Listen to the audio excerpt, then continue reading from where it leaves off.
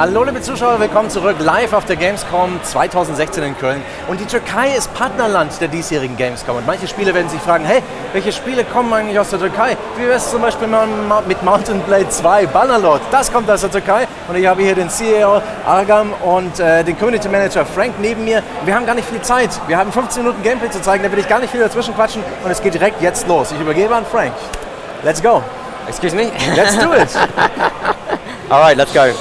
Would you like to sort of our game is basically a medieval game, and Bannerlord it focuses on trying to give the player a real feeling that he or she is in this medieval world and has all the options available to affect the world, to be really be in control and do whatever that's possible to advance in the world. And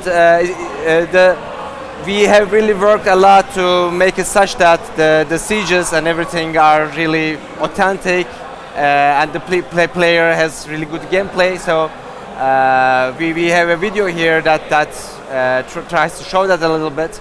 And at the beginning, at this point in the game, we are basically besieged by a larger party, and we are trying to defend our castle. And we can show that the player has a lot of options to build different siege engines, and the enemy as well has the options to build various siege engines like ballistas and mangonels, and also siege towers and battering rams. And all of these give different advantages and disadvantages, so you have to mix and match. And one option that was available, that was very important in medieval sieges, was the defenders selling out and attacking the besiegers, and we also have that in the game, so that you can go out, you can basically try to find the besiegers and destroy their siege engines so as to buy yourself more time. Basically we can see that here, and the enemy has already started to basically bombard the castle, and if they can, you can see that they have already built a battering ram and siege tower, and the attack is imminent now. So if we want to delay them a little bit, we need to sell out and try to give some damage back to them, and in order to make sure that we can slow them a little bit. And this is the basically fighting screen, and we are inside our castle, and we can see the enemy already. They have built their siege tower there and their battering ram there, and they are currently not very crowded. But the sellout works in such a way that they start with a small amount of soldiers, but they keep getting a lot of reinforcements. So we have only a short window of time before we can go out there and we can start attacking them and do some damage. Ich fasse kurz zusammen, wir sehen das Gegenteil der E3-Demo, wo eine Belagerung aktiv gezeigt wurde. Hier wird unser Spieler belagert, und er nutzt praktisch eine kleine Lücke in der Versorgung, eine kurze Pause in der Belagerung, während da schon der Gegner Belagerungsmechaniken baut, um einen Ausfall zu wagen. Allerdings muss er auch ständig mit Nachschub der Gegner rechnen. Es ist so, time is of the essence, wie man sagt. Yep, and you can see that here we can manage all of these ourselves, so we have a really complicated order system, but we can always also use the AI a lot, and for example we can just click auto deploy, we can transfer our troops to AI so that we just focus on the action part of the game. And here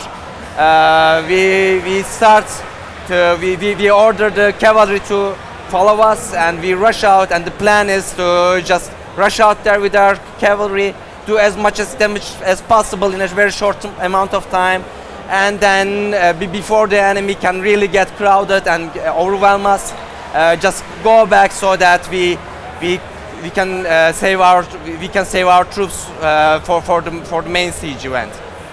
And here we can see that our cavalry is attacking the battering ram there and the siege tower there. Oh, we have lost our horse, and that's a big problem, because the enemy is.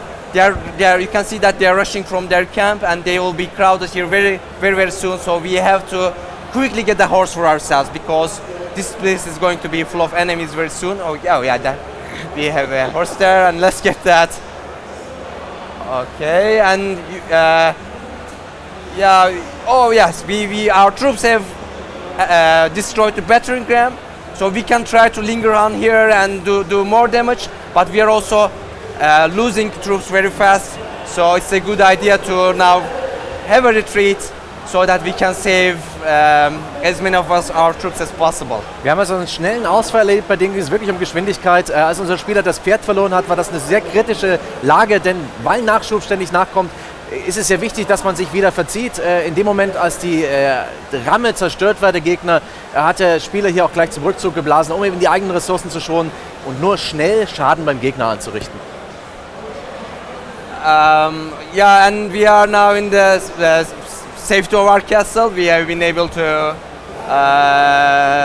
basically at least give them some damage, and you can see that we have lost a lot of troops, but we have also killed a few of their troops, and most importantly we have now some more time, and maybe that time is going to be critical in the game. Maybe we'll get some reinforcements to save us, and you can see that they have to rebuild their battering ram now, and that means that we have a few more days here.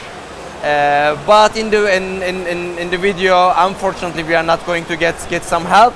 So our other option is just talk with them, and so during the siege, we can also talk with the enemy, and we can try to find some way out, maybe diplomatically. And our basic options are basically we can try to make a peace, or we can try to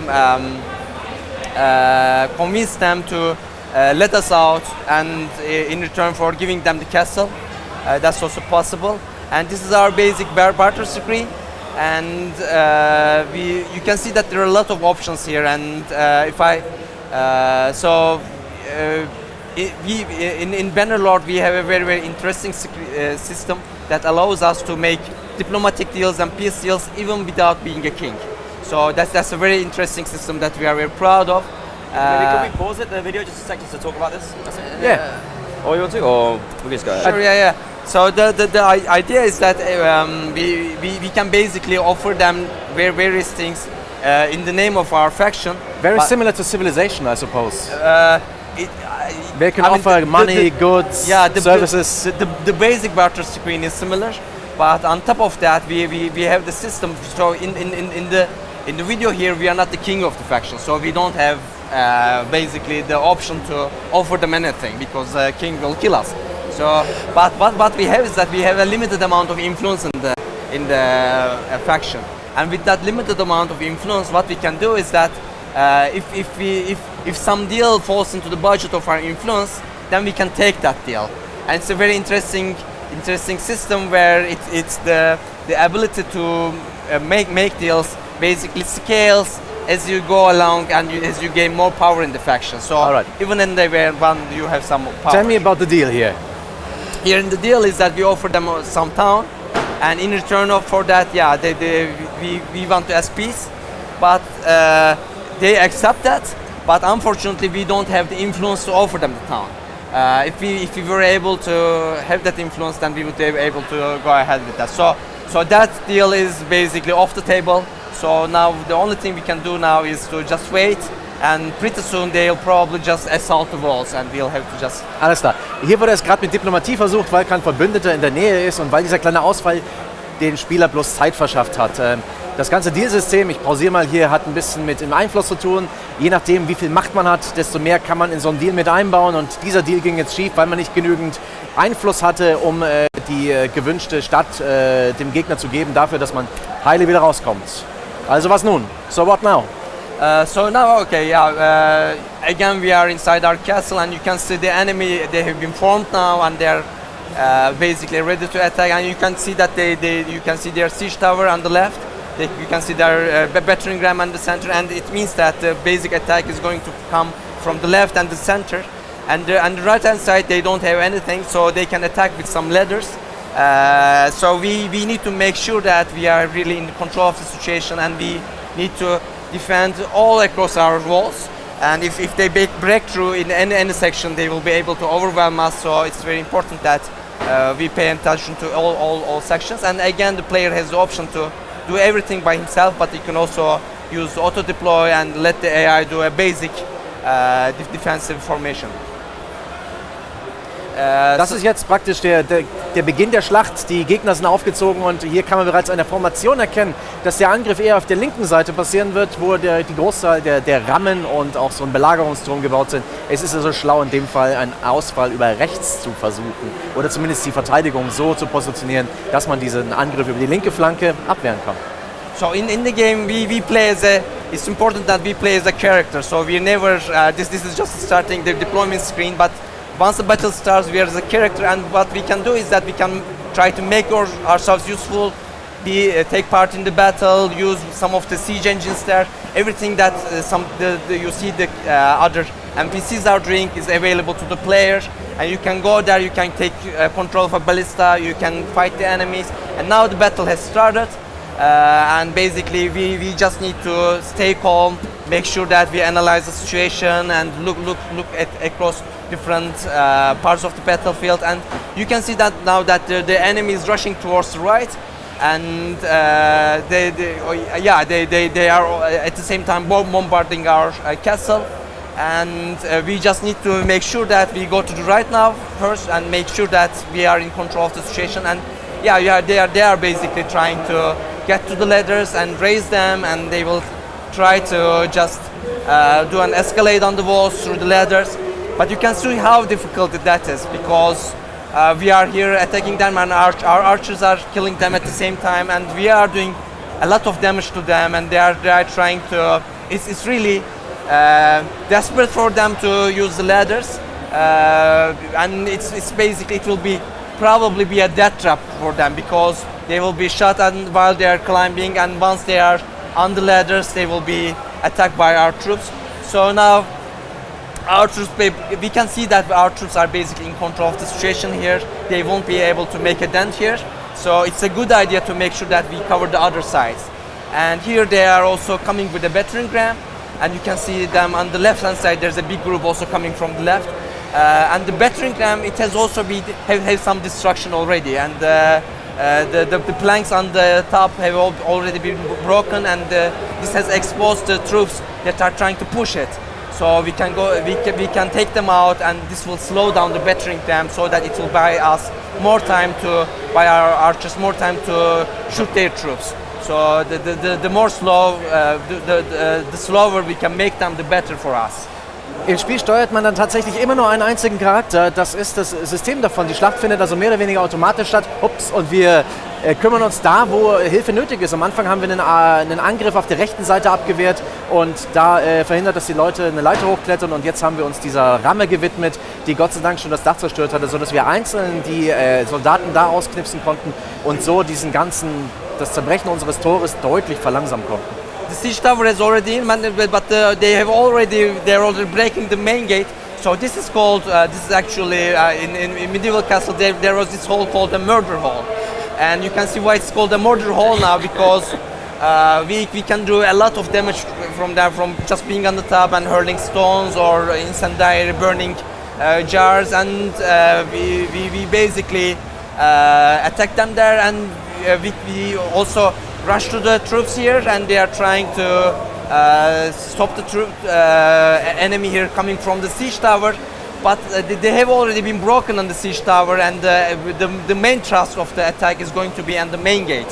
So these troops are done here, so we order them to follow us and make sure that the attack on the main gate does not succeed. And here you can see that we have only a few troops here that are trying to stop the enemy, and we need to, at this time, we need to make sure that the enemy does not succeed here and does not come from the main gate. And hopefully with the reinforcement that we have brought in, we'll be able to stop them right here. And at this point in the game, there's not much tactic left, and all it comes down to is basically winning the fight here, and we need to, our presence here is going to give some morale to our troops and making them basically fight a little bit better, but also we can just rush into the action and fight them and make sure that we also give them as much damage as possible ourselves. And we have a short axe for ourselves, and that is ideally suited for this situation where it's very cramped, and we can attack quickly with our axe. Okay, nachdem wir jetzt auf der linken Flanke den Belagerungsturm auch zerstört haben und ein paar Steine auf die Angreifer geworfen haben durch diese Mörderhaus, gibt es eigentlich keine Taktik mehr. Das Einzige, worauf es ankommt, ist, den Gegner zurückzuhalten, den eigenen Truppen durch die Anwesenheit Moral zu geben und selbst ein bisschen mitzuhacken. Diese kleine Axt ist hervorragend dafür geeignet. So we have only a few troops left, but we can also see that the enemy has also lost a few troops, and they are at this point it's difficult to tell who's going to win, but there is no time to think. We just the heavily armored guys are the most dangerous there. They are the elite troops. They are very difficult to take down. The ones more with tunics, oh yeah, they have been at least. They have been broken, and then they are running away, and we were able to basically hold down to the castle, and we have basically won this war. We have been successful in the ladders. We have been able to stop them in the ladders. We have been able to stop them in the siege tower, and this critical battle in the gatehouse, we have been able to win it. And now we are the victor today, so we'll be able to hold on to the castle, and you can see that. The amount of carnage, there are so many dead on both sides, and this is spreadsheet here. Now we can relax and look at the spreadsheet, analyze the battle, look how well our respective troops have done, and basically yeah. So. And that's Mount Blade 2, Bannerlord, brandneues Gameplay hier auf der Gamescom, und wir haben bestimmt Fragen aus der Community. An die Community, der Twitch-Chat ist voll mit Mount Blade Fans. Neuer Zuschauerrekord hier bei uns im Stream. Eine Frage von The Saboteur R. How long do you need to play to be the king of the whole map? As you can read there, how long do you need to play to be the king of the whole map? And is it even doable? How long is a piece of string? I mean, in our game we're presenting the player with a number of options, a number of different ways to play and styles. I mean, it's really about a player who can use like diplomacy, who can use their war skills, their personal combat skills, and then politics, and sort of put everything forward to sort of become an unstoppable force. But I mean, there's no defined. I mean, how long does it take? I mean, it's how good are you? I mean, what do you have a different answer or a different idea? We I mean, in the main game it won't. We don't set the player the goal of capturing the whole map. Yeah. So we arrange the time according to how a typical gamer takes, just according to the other goals. So it will take a lot of time. Also, wie lange es dauert, um König zu sein, ist eine völlig falsche Frage, weil dieses Spiel eine Sandbox ist, wo man sich seine eigene Rolle suchen kann und seine eigenen Ziele mit sich selbst ausknobelt. Man hat Möglichkeiten wie Diplomatie, wie Militär, wie sein persönliches Geschick, und erlebt da einfach da drin sein Abenteuer. Es ist kein lineares Spiel. König sein ist nicht das Ziel. Eine weitere Frage von Alastor Gaming. Wird es zu Bannerlord auch einen Koop-Modus geben? Will there be a co-op mode, or is there anything planned like that? We are looking into it basically. We can say yes or no at the time. If we can deliver it, we can deliver it, but we need to make sure that it's perfect. It's completely bug-free and everything. It will. What I can tell you is that it's absolutely our most requested feature. So we know that the players want it, and we can only hope that we can deliver it. Ein Koop-Modus ist das am meisten gewünschte Feature für das Spiel, und die äußerst politische und diplomatische Antwort darauf lautet: Wir prüfen das. Und damit war es das zu Mount Blade 2 Bannerlord. Release-Datum. Release-Datum. Oh, the Release-Datum. The release date is also a very much requested thing. Maybe you can say anything? You can't? Sorry, we want to deliver a brilliant game. Leider ohne Release-Datum, aber das heißt es wirklich. Thank you very much for being here. Vielen Dank fürs Dasein. Danke fürs Zuschauen, und wir sehen uns dann gleich. Ich weiß gar nicht womit. Ich bin so durch. Ciao.